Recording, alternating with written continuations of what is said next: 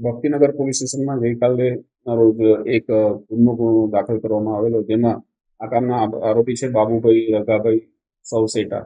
એમને પોતાના છોકરા રામાભાઈ બાબુભાઈ સવસેટાનું મૃત્યુ નિપજાવેલું અને માથામાં ભાગે વટોડો મારી મૃત્યુ નિપજાવેલું, જેનું મુખ્ય કારણ એ હતું કે બાપ અને છોકરા વચ્ચે અવારનવાર ઝઘડો થતો હતો અને આ જે આરોપી છે પિતા, એને ખરાબ ટેવ હતી, સ્ત્રી અંગત હતી ને અવારનવાર આ બંને વચ્ચે માથાકૂટો થતી હતી. એના અનુસંધાને આ રકઝકના બાદ આ કૃત્ય કરવામાં આવેલ છે. હાલ એ તપાસ કરી રહ્યા છે. આરોપી પોલીસ કસ્ટડીમાં છે.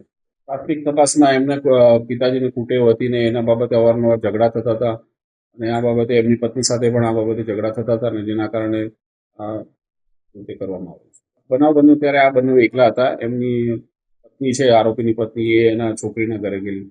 આરોપીએ પોતે પોલીસ સ્ટેશન આવીને જાણ કરેલી કે મારા છોકરો બીમાર છે અને દવાખાને લઈ જવાનું છે એમ કરીને આવેલા, અને ત્યારબાદ પોલીસ તાત્કાલિક પહોંચી જતા આ ઉપરોક્ત હકીકતની જાણ કરી.